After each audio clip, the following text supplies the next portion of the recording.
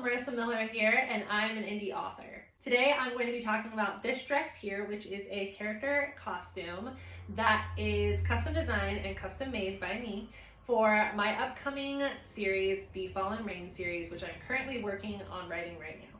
The Fall and Rain series is fantasy. It is high fantasy, dark fantasy. I'm still working on kind of narrowing down those other subgenres of fantasy, but overall it is a fantasy series. With that being said, I have taken a lot of historical inspiration from certain figures and certain historical events in time that I've used for a lot of influence and inspiration. I would not go so far as to say that this book is based on any of these historical events per se, or these historical figures directly, because I feel kind of a responsibility with the word based on to be really like narrowed down on it. So I would say maybe loosely based, but strongly inspired by, because it is not a historical fiction. It's not a historical fantasy series. It is fantasy. It is set in its own world. It just takes inspiration from historical figures and from historical events in our real world historical timeline. So those historical events include elements from World War I, Prohibition, and a couple of small little snippets of inspiration from World War II, though I primarily would say it is more in the World War I era of the 1910s, with a strong focus of inspiration coming from the Romanov family and the fall of that imperialist family at that time. This dress here was made and designed for my main character. Her name is Sorrel Zdrevit, and I, for this series with the Romanovs, based the core family and that core character, main character, on the Romanov family, loosely inspired by. And I took inspiration of their kind of family dynamic, where there is the mother and father that are the rulers of the country and everything, just like Nicholas and Alexandra were, and then there are 5 siblings, in which Sorrel is the second oldest sister, and I take her inspiration from Tatiana Romanov, who was the second oldest of the Romanov children. And she was a really remarkable person. I enjoyed researching about her, and am still enjoying researching about her and learning about her because she was such an interesting person. And unfortunately, the whole Anastasia kind of urban legend, urban myth about whether she escaped or not from the revolution and all that really overshadowed the other Romanov children. When people hear the word Romanov, they tend to go straight to Anastasia. So at this point, I will reiterate that this is not a story that is an Anastasia retelling either. It is not based on or inspired by Anastasia specifically, although Anastasia, the real historical figure, does serve as inspiration for one of Sorrel's younger sisters, Kira. It is not a focal point, and it is not a retelling of Anastasia. So Sorrel is the second oldest in this royal family, and I imagined that this dress would be something that she would wear maybe to like a more formal dinner. She would probably wear other things around the palace, and she would probably have a more traditional ball gown for going to something like a super formal royal event or royal ball, in a more traditional sense. But I would say that this dress would probably be something that she might wear to like a more formal dinner setting, kind of just like a dinner evening gown. Because I took inspiration from the Romanovs in that era of the 1910s, I did take some fashion inspiration for designing this dress as well. That era specifically fell kind of into this transitional period between Edwardian, so in Victorian, Edwardian, and then kind of the 1910s era, which was finding its way into what, you know, we commonly see as 1920s fashion. So in that era, there was actually year by year quite a bit of transitional changes, and even within each year, there were different focal points, I would say, for fashion. It was, like I said, more of a transitional era. So one of the main fashion hypes of that time was this kind of slip dress with these layered lace kind of asymmetrical layers, skirts going over the top of the skirt, and these blousing bodices, overlays. You can see it both in more casual dresses as well as in more like elegant, kind of almost like more ball gown dresses. And I really liked that. It kind of pulled from the like ancient Grecian vibe, like that kind of ethereal goddess, drapey, flowy, layered, very pretty, very feminine aesthetic. And so that's kind of what I pulled from for this. I looked up lots of fashion from this era, and then I did find this inspiration for the dress. I saw this dress and I thought I really like the shape, I really like the lines.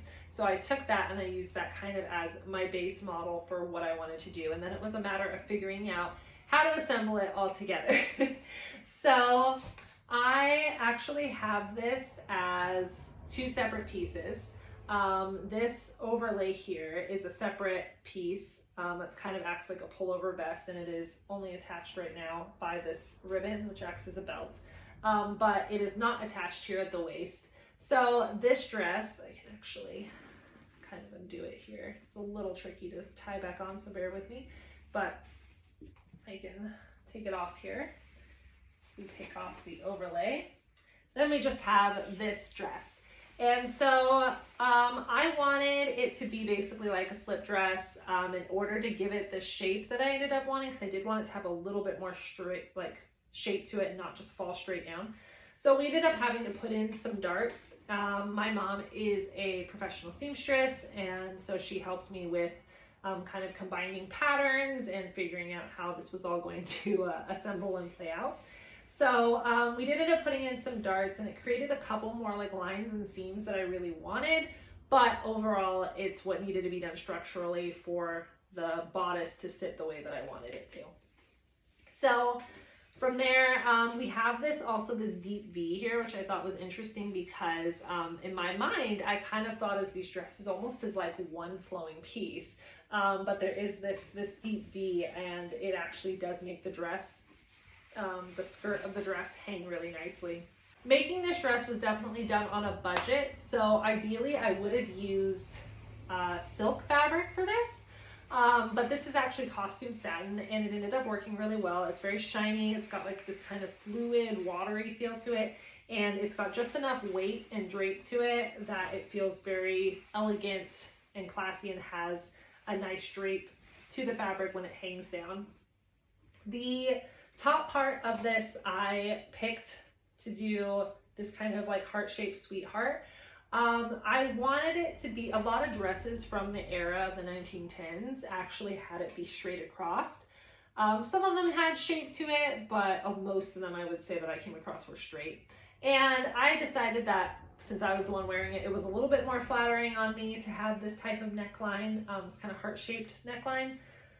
But also I thought that it gave it a little bit of a mature element. But Tatiana was 21 when she was murdered in 1918, so I'm imagining that sorrel is probably going to be somewhere around that age. So I wanted it to give a little bit more of that kind of womanly feel, and I thought it would have a little bit more of that with this type of neckline there. And then the straps are thin because I didn't want it to be so thin that it was a spaghetti strap, but I didn't want it to be a thick strap either, so these were kind of just a nice thing. And then the back here you can see is just a straight line. Traditionally, like I said, the front would have also mirrored the straight line and had this like kind of box effect in here, but I opted not for doing that. So in order to keep the shape of everything, the straps are kind of set a little bit far out, but they hit fine on my shoulders. Then we go into, I have just a zipper here. The funny thing is that the lining is this bright teal satin, because we found that the bodice needed to have more structure to it, and the fabric, this fabric itself was a little too thin and drapey, so it wasn't holding the structure. And rather than having to like go in and put in boning or something really elaborate like that to give it structure, just adding the second layer of lining here helped give it enough thickness and made it sturdy enough that it would hold its shape. And then the zipper here is just structural. It is an invisible zipper, and it's for holding everything together. Nothing complicated about hooks and eyes or lacing things up or anything, just a good old-fashioned zipper. We like that. We like it simple. So this would be the base dress. I chose this lavender purple because I chose a purple palette for this specifically for Sorrel. I imagine that her favorite colors are purples and blues, so I think that she would be drawn to a purple palette. There are more reasons for this, but that would involve spoilers for the story, so I will just leave it at that. But she is drawn to purples and blues and colors of that kind of family. So I imagine that while the Romanovs lived fairly modestly in their like interior lives, they were really wealthy. Nicholas, at least for a period of time, was considered the wealthiest man in the world. So they had all these riches, but in their independent lives, much to the kind of contrary view of the public at the time, unfortunately, they were not super hoity-toity about it. The girls and stuff dressed in like plain white cotton dresses. They had like cots for beds, just good old-fashioned cots. They shared rooms. They weren't allowed all these luxurious toys and things like that to play with. Growing up, it was special occasions only. So they didn't live this super luxurious life. Like, I'm sure there is a certain element of luxury and everything because, they weren't without food and they were clean and they were all these things. But as far as like living modestly, they were a very modest family. So for my story, with it being fantasy, I wanted a little bit more of that pomp and circumstance. So I wanted the color to, stand out. I wanted it to be shiny. I wanted to give a little bit of that fantasy theme because this is a fantasy story, a fantasy world. So I wanted a little bit of that kind of enchanting fantasy vibe to it with sparkles and pretty things and stuff that maybe wouldn't have been shown so prominently in the historical era of fashion. So that's a little bit kind of where it differentiates a bit. So I picked the lavender because it was, for one, it was in the right fabric that I needed to try to kind of emulate the silk. And I knew that in order to have the overlays over top, it either needed to be a dark dress with light colored overlays for contrast, or it needed to be a light dress with dark colored overlays for contrast. And so it ended up working out. I got the lavender, we tried it out. It's this kind of like, I'm not sure how much it translates on camera, but in person, it is kind of a silvery lavender. So it's very pretty and it's very shiny and pretty. And I had to keep playing with the skirt because I just really like the movement of it and how the fabric looks. So yeah, that is the base dress. It is tall. I am about 5'11", and the skirt goes down to kind of puddle a little bit at my toes, and then it does have like a 2-3 foot long train at the back. So it is very elegant, very regal, and I love the shape of it. I love the kind of silhouette it makes. Because this overlay detaches, I can just wear the dress by itself. It could be worn with some sort of shawl. It could be worn with another overlay. It is a bit more versatile with it being its own dress, and it's very pretty and princessy. Then I'm going to go ahead and take a moment to put this up on here. With designing this, I started out with just kind of drawing a little cartoon thing, and I will talk about that while I'm reassembling this. I drew a design first, and then I went to my mom and said that I want to make this design. And we kind of went from there and figured out how we were going to do things. So like I said, for the base dress, we kind of combined a couple different patterns. For the slip dress with some, like, I think we actually took some stuff from a pattern that was from like the 1970s or something too. So it was kind of interesting. It's like a multi-era dress. But for the overlays, I was trying to figure out how we were going to make this overlay with making it still detachable. So for the skirts, when I designed it, I ended up having it be kind of this, based on like a wrap ballet skirt. And so the overlay here is like it's a 3-tiered layer of basically ballet wrap skirts, and these 3 layers are all fastened together. They're not independent, but they're just not fastened to the slip dress underneath. And then I used kind of like an oversized vest pattern to make the top bodice as well. So going into this, like I said before, this was done on a budget and I had to keep it relatively cost friendly. So I used a lot of things that I already had, and then kind of scavenged and figured out creative solutions to other things. So for this layer, this is like a silk kind of chiffon layer. It's like a cheaper one that I was able to get on sale. And it's a relatively small amount, and it's this kind of dark plum color, and it sets the contrast really well against this light lavender purple and sets the base pretty nicely for the subsequent layers up top here. And ideally I would have used like silk shears and stuff for each layer, but this is the only one that I was able to get. And so to kind of spruce things up, I did something different with each layer. This one just has a plain hem at the bottom, but the hem of the inner part here is lined with one of the creative fixes, which was using yarn. So I used kind of this deeper purple, I guess. It's not like a plum purple to match, it is different on purpose, but it just kind of gives a little bit of color and movement, and then it does add a little bit of stiffness and structure to kind of make the fabric move a little bit distinctly. And then this one also kind of has the most consistent hemline. Like I said, the dresses did have a lot of asymmetric layers of like lace and everything historically, and I tried to do that, but I think some of it was a little bit of like lack of bravery of cutting up my fabric weird.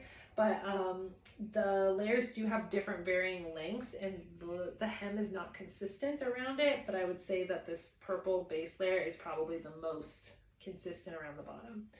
The second layer is probably the hardest to see and the most subtle. It's kind of this dark silvery purple, and it has also been lined, the hem is lined with yarn, and this is kind of more of like a bluish lavender color, so it's not actually the same type of lavender. You can see it kind of up against there. It is a different type of lavender, so it's got a little bit more blue to it. And I did that for both the inset seam here, and then I also did it around the base hem of the layers. And I put these little gemstones along the bottom, and that is like these silver kind of white gemstones, and then dark blue and light blue, and then I alternated all the way around, and it kind of just gives it a little bit of sparkle for that layer to differentiate it. And then you see this light purple yarn that shows up really nicely as like this pretty hem. So overall, it makes everything lay very nicely and makes it visible. And then we get to the third layer, which is obviously the most embellished. Both these 2 layers are made out of nylon netting, and doing stuff with embellishing on nylon netting is tedious. So you have these like hoops, and you have to stitch them and everything, and you pull like the fabric taut. But I had to make these patterns too in order to do my embroidery designs, and then you have to like transfer it onto tissue paper and stitch it, and it just was very hard to get the netting to pull tight while still being on the edge of the layer, because I did this after making the overlay, so trying to fidget with that was tedious. It was hard. And I tried it both with it standing up on this model here, and then also doing it laying flat. So I designed this little kind of emblem thing. It's not really a crest per se, but in this fantasy world, it is a fantasy world of Alsahania, and this country is called Isa, and it has strong ties to like ice and frost. So I imagine that things to do with their country and their kind of symbols and things like that would probably have things to do with ice and frost. So I took a plume of frost, a picture of a plume of frost that I found, and used it as kind of the base for this little design. It's almost like a little flowery thing, but it is based on an actual plume of frost.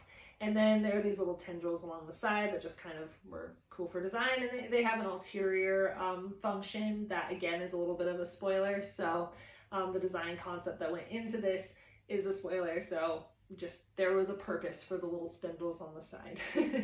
And so I did fight with it finally, and I got these. Originally, this emblem was supposed to go all the way around the skirt, but I only did it on the front of each side because it was just getting to be so difficult to get the netting to cooperate. And the thing is that with netting, you can't really rip out a whole bunch or you'll start cutting holes. So we already had an issue with that at one point where we had to like sew in an extra little panel here because I ripped out this design so many times that it created these holes.